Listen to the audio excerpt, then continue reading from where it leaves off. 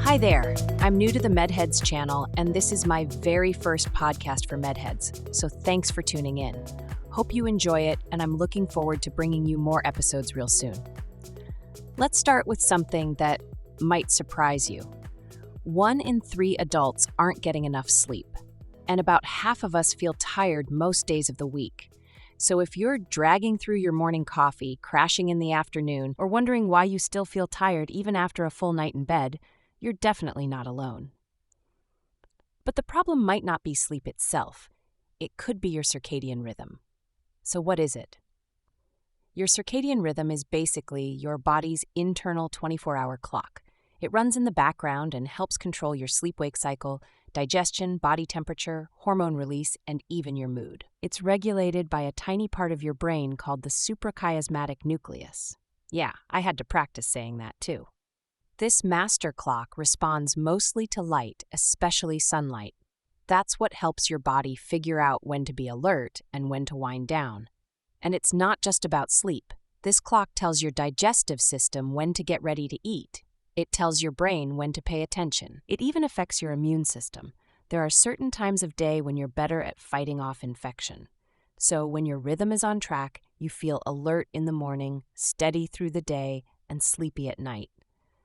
But when it's out of sync, things get weird. You might feel tired but wired, hungry at odd times, struggling to focus, craving sugar or caffeine just to feel normal. Sound familiar? There are a bunch of reasons this happens, most of them modern. We're exposed to artificial light all night. We wake up at different times every day. We eat late-night snacks or skip breakfast altogether. We use screens constantly, especially before bed. And for shift workers, the body clock barely gets a chance to settle. All of these habits confuse your internal signals. Take melatonin, for example. That's the hormone that helps you fall asleep. It naturally rises at night when it gets dark.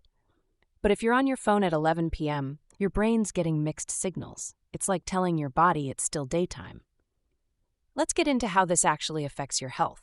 Sleep. Poor circadian rhythm equals poor sleep quality. You might still get 8 hours but wake up groggy. It's not just about quantity, it's about timing. Weight and metabolism. Insulin sensitivity is higher in the morning. Your body processes carbs and sugar better earlier in the day. If you eat late at night, especially heavy meals, your body stores more fat and has a harder time breaking it down. Mood and mental health. Ever notice how staying up too late makes you feel more anxious or low the next day? Your circadian rhythm also affects your cortisol levels, your serotonin production, all the stuff tied to stress and mood regulation. Immune function. There's growing evidence that sleep and circadian rhythm impact how well your immune system responds. Chronic disruption may increase inflammation and reduce your ability to fight infection. So here's the good news. You don't need to overhaul your life. Small shifts in timing can make a big difference. Here are simple ways to reset your body clock. Wake up at the same time every day, even on weekends. This helps anchor your circadian rhythm. Get sunlight within the first hour of waking. Natural light is the strongest signal to your brain that it's time to start the day. Even 10 to 15 minutes outdoors helps. Eat at regular times. Try not to skip breakfast and aim to eat your main meals earlier in the day. Avoid food 2-3 hours before bed. Give your digestion time to wind down. Limit screens and bright lights at night. If you're on your phone, use night mode or blue light filters. Make your bedroom dark and cool. Your body sleeps better with a drop in core temperature and no light exposure. Be consistent.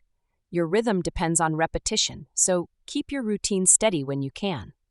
Look, we all have off days. Life happens.